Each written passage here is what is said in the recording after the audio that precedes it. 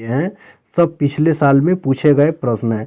जैसे 2024, 2023 में पूछे गए प्रश्न होंगे, फिर 21 में, 18 में, 19 में, ऐसे ही करके 2011 से 24 तक के जितने ऑब्जेक्टिव क्वेश्चन पूछे गए हैं उन्हीं सारे ऑब्जेक्टिवों का हल इस वीडियो में हम लोग देखने वाले हैं। और केवल वास्तविक संख्या से रिलेटेड जितना क्वेश्चन पूछा गया है उसी का हल इस वीडियो में हम लोग देखेंगे। चैप्टर बाय चैप्टर देखें, उन सारे क्वेश्चनों को हम लोग इस वीडियो में संपूर्ण हल के साथ में देखने वाले हैं। सबसे पहले क्वेश्चन नंबर 1 में हम लोग देखेंगे कि प्रथम 10 विषम संख्याओं का माध्य है। देखिए ये क्वेश्चन 2024 में पूछा जा चुका है, ठीक है। तो इसको बनाने के लिए सबसे पहले हम लोग क्या करेंगे, 10 लगातार विषम, प्रथम 10 विषम संख्या बोल रहा है तो लगातार 10 विषम संख्या को हम यहाँ लिखने का प्रयास करेंगे। पहला विषम संख्या होता है 1 और 1 में 2 जोड़ते चले जाइए तो दूसरा निकल जाएगा 3, फिर इस 3 में 2 जोड़ेंगे तो कितना विषम संख्या निकलेगा 5, यानी 5 में फिर 2 जोड़ेंगे तो कितना निकलेगा 7, फिर 7 में 2 जोड़ेंगे तो 9। इसी प्रकार विषम संख्या निकलते जाएगा और लगातार कितना लिखना है 10, क्योंकि यहाँ 10 दिया हुआ है।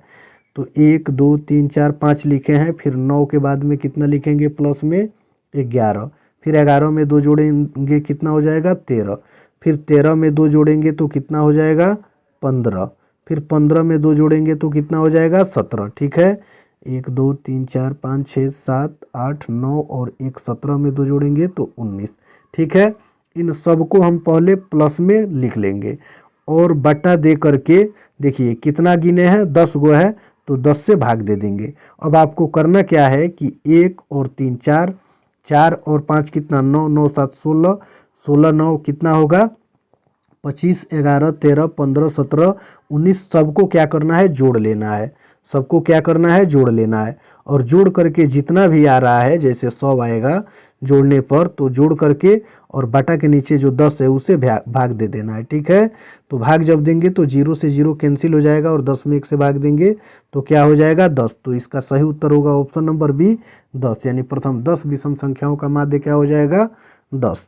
चलिए फिर 2 नंबर क्वेश्चन को हम लोग देखेंगे। क्वेश्चन में दिया हुआ है और इन सभी का पूरा पूरा वर्गमूल निकल जाए तो जिसका पूरा पूरा वर्गमूल निकल जाता है वो भी क्या होता है परिमेय संख्या, क्योंकि 64 का वर्गमूल निकालेंगे तो क्या होगा 8 और 81 का निकालेंगे तो क्या होगा 9, ये भी परिमेय संख्या हुआ। फिर ये जो 16 दिया हुआ है इसका वर्गमूल निकालेंगे तो क्या होगा 4 और 9 का क्या होगा 3, ये भी क्या है परिमेय संख्या।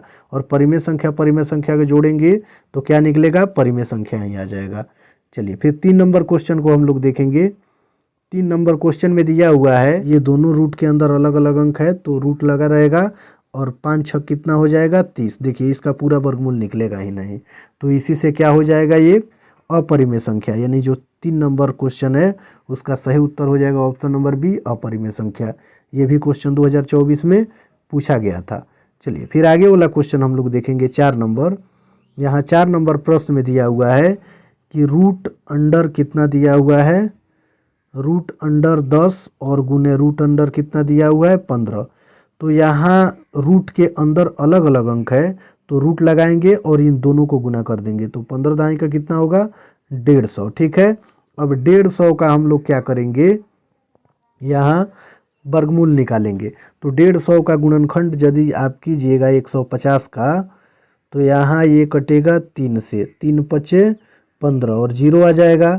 फिर ये 5 से कटेगा 10 पचे 50, फिर ये 2 से कटेगा कितना हो जाएगा 5, फिर ये 5 से कट जाएगा 5 एकम 5। देखिए इसमें 5 का 2 जोड़ा लग जा रहा है लेकिन और 3 और 2 का जोड़ा नहीं लग रहा है तो ये क्या हो जाएगा पूरा पूरा इसका वर्गमूल निकलेगा ही नहीं। जो पूरा पूरा वर्गमूल निकलेगा नहीं तो ये हो जाएगा अपरिमेय संख्या, क्या होगा ये ऑप्शन नंबर बी अपरिमेय हो जाएगा। चलिए फिर आगे वाला 5 नंबर क्वेश्चन को हम लोग देखेंगे। 5 नंबर क्वेश्चन में दिया हुआ है कि यदि 156 बराबर, देखिए 156 दे दिया है और दिया है 2 का पावर x गुने 3 का पावर y गुने 13 का पावर z और पूछ लिया है कि इसके पावर को x plus y plus z बराबर क्या होगा। तो इसको हम लोग हल करेंगे, देखिए कैसे हल करेंगे। ये क्वेश्चन 156 दे दिया है क्वेश्चन नंबर 5 का, इसका गुणनखंड निकालेंगे, ठीक है। इसका गुणनखंड 2 से निकालेंगे तो ये 2 से कट जाएगा, ठीक है।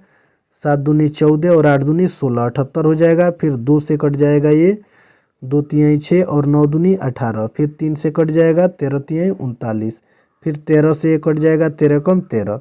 ठीक है, अब यहाँ देखिए जो 5 नंबर क्वेश्चन में दिया हुआ है कि 2 का पावर इसमें दिया हुआ है कितना x, ठीक है, और गुना में फिर दिया हुआ है 3 का पावर y, और फिर उधर दिया है 13 का पावर z। तो यहाँ 2 का पावर जो दिया हुआ है तो देखेंगे x दिया हुआ है, तो इसी x का वैल्यू 2 कितना बार आया है, 2 बार, तो यहाँ लिखेंगे 2, यानी x का मान कितना निकला 2, गुने फिर यहाँ 3 का पावर देखेंगे कितना 3 आया है 1, तो y का मान कितना हो जाएगा 3 का 1, और 13 कितना बार आया है, ये भी 1 बार आया है, तो 13 का पावर कितना हो जाएगा 1, अर्थात x plus y plus z, यानी इसमें x plus y plus z का मान पूछा है, तो x का मान कितना होगा 2 होगा, और प्लस y का मान कितना, ये है y का मान, ठीक है, पावर में 1, फिर z का मान कितना है 1 है, क्योंकि z का पावर कितना है, इस 13 का पावर 1 है, 13 का पावर z दिया हो तो 13 का पावर 1 होगा, तो यहाँ 1 लिखेंगे, 2 1 3 1 कितना होगा 4, यानी इस क्वेश्चन का सही उत्तर होगा option number A 4, 5 number question का। ठीक है, चलिए फिर आगे वाला क्वेश्चन हम लोग देखेंगे। 6 नंबर क्वेश्चन में दिया हुआ है कि 0.3 पर रेकरिंग और प्लस 0.4 पर रेकरिंग का सरल रूप है। तो देखिए जिस पर भी रेकरिंग लगा होगा तो उसको वैसे ही लिखेंगे 3 और बटा में 9 लिखना है, कुछ नहीं करना है। 0.3 पर रेकरिंग लगा है तो इसका सरलतम रूप लिखेंगे 3/9, फिर प्लस का चिन्ह दिया हुआ है तो प्लस का, फिर 4 पर रेकरिंग लगा हुआ है तो 4, और जितना पर रेकरिंग लगा है 4 1 है और एक ही पर रेकरिंग है तो 1 9 डाल देंगे। ठीक है, तो 4 बटा क्या हो जाएगा 9।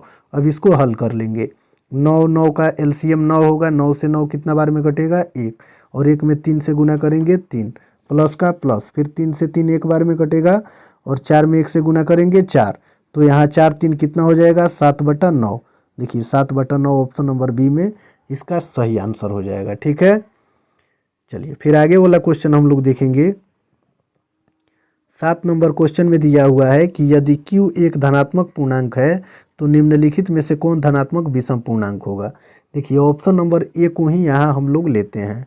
ठीक है, ऑप्शन नंबर ए में दिया हुआ है 6q + 1, तो यहाँ 6 और ये गुना में है q, तो गुना q का मान यदि हम 0 रखते हैं, 0 1 2 3 4 कुछ भी रख सकते हैं यहाँ, तो हम पहले 0 ही ले लिए हैं, 6 गुने q का मान 0 मान लिए हैं, और प्लस 1, इसको हल करेंगे तो 0 में 6 से गुना करेंगे 0, और प्लस क्या होगा 1, 0 में 1 जोड़ेंगे 1, और ये क्या है विषम संख्या।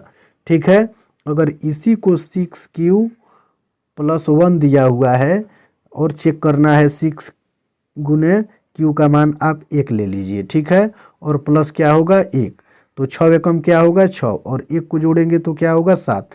देखिए हर कंडीशन में विषम संख्या ही आ रहा है, तो इसका सही उत्तर क्या होगा ऑप्शन नंबर ए 6q + 1 विषम संख्या का रूप है।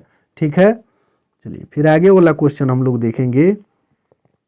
8 नंबर क्वेश्चन में, 8 नंबर क्वेश्चन को ध्यान से देखिएगा, इस प्रकार का बहुत सारा क्वेश्चन दिया हुआ है। इसमें दिया हुआ है कि 2 संख्याओं का मस 25 लस 50, तो दोनों तो संख्याओं का गुणनफल होगा। ठीक है, देखिए इसका फार्मूला होता है कि जब भी इस टाइप का क्वेश्चन पूछे तो आपको करना क्या है, इस फार्मूले को लगाना है। यहाँ आपको लिखना है a गुने, यहाँ आपको लिखना है a गुने b बराबर HCF गुने LCM। ठीक है, तो देखिए इस क्वेश्चन में दिया हुआ है 8 नंबर क्वेश्चन में क्या दिया हुआ है, HCF का मान 25 दिया हुआ है, तो यहाँ HCF के जगह पर हम क्या लिखेंगे 25। ठीक है, और गुना LCM का मान भी क्या दिया हुआ है लसा का 50, तो 50 लिख देंगे, और 2 संख्याओं का गुणनफल यानी इन दोनों का गुणनफल AB, दोनों का गुणनफल क्या हो जाएगा AB, AB का मान पूछ रहा है तो AB बराबर क्या हो जाएगा, ये 25 पचे कितना होगा 125, और इस 0 को यहाँ लगा देंगे 1250, यानी इस क्वेश्चन का सही उत्तर हो जाएगा ऑप्शन नंबर ए 1250। हर प्रकार के क्वेश्चन में ऐसे ही हल करना है। ठीक है, बस आपको फार्मूला याद रखना है, A गुने B बराबर HCF गुने LCM, और देखना है जो जो जहाँ दिया होगा उसको वहाँ रखेंगे और फिर हल कर देंगे। चलिए 9 नंबर क्वेश्चन को देखेंगे। 9 नंबर क्वेश्चन में दिया हुआ है दो लगातार विषम संख्याओं का मौसा होता है। जब भी दो लगातार विषम संख्याओं का मौसा पूछे तो आपको कुछ नहीं करना है, उसका आंसर 1 होता है। ऑप्शन नंबर बी हो जाएगा। चलिए फिर 10 नंबर क्वेश्चन को देखते हैं। 10 नंबर क्वेश्चन में दिया हुआ है कि यदि भाग एल्गोरिथ्म ए बराबर बी क्यू प्लस आर में बी का मान दे दिया है, क्यू का मान दे दिया है और आर का भी मान दे दिया है, तो ए का मान पूछ रहा है। ठीक है, तो सबसे पहले हम लोग यहाँ क्या करेंगे, इसको यहाँ हल करते हैं। लिखेंगे ए बराबर बी क्यू प्लस आर। तो देखिए बी का मान इसमें कितना दे दिया है, बी का मान इसमें दिया है 61। ठीक है, और ये दोनों गुना में है तो गुना दे देंगे। क्यू का मान कितना दिया हुआ है, 27 दिया हुआ है। ठीक है, और प्लस यहाँ आर का मान कितना दिया हुआ है, 32। तो इन दोनों को गुना कर देंगे, 61 और 27 को गुना करके यहाँ लिखेंगे और फिर प्लस 32 को क्या करेंगे, ऐड कर देंगे, और जो आएगा वही क्या हो जाएगा, आंसर। तो यहाँ देखते हैं 32, 61 और 27 का गुना, 7 एकम 7 और 2 एकम 2, 7 छक 42 और 2 44 का 4, फिर 4 6 दूनी 12 और 4 16, 1647। 1600 कितना है, 47 है। अब इसमें जोड़ देंगे 2 7 9 4 3 कितना हो जाएगा 7, और ये 16 का 16, 1679। इसमें देखते हैं 1679 दिया है कि नहीं दिया है।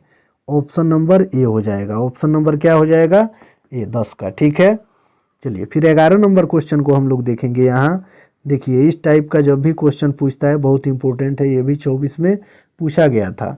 यदि f(x) बराबर दे दिया है को g(x) से भाग दिया जाए तो भागफल का घात क्या होगा।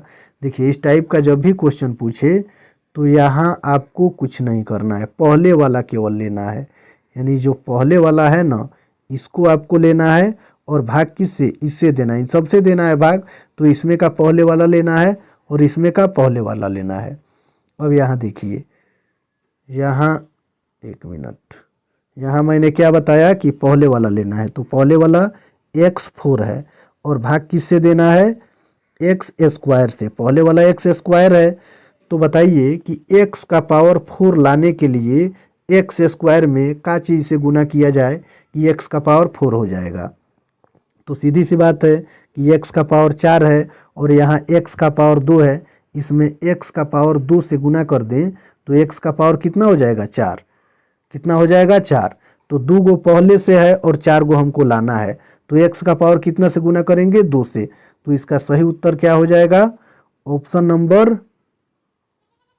11 का 2 बी हो जाएगा। ठीक है, पहले वाला केवल जब भी इस टाइप का क्वेश्चन पूछे तो पहले वाला जिसमें भाग देना है और फिर जिससे भाग देना है उन दोनों को ले करके और देख लीजिएगा कि यहाँ कितना दिया हुआ है, यहाँ लाना कितना है, और जो कम होगा, अंतर होगा, वही क्या हो जाएगा, उसका उत्तर हो जाएगा।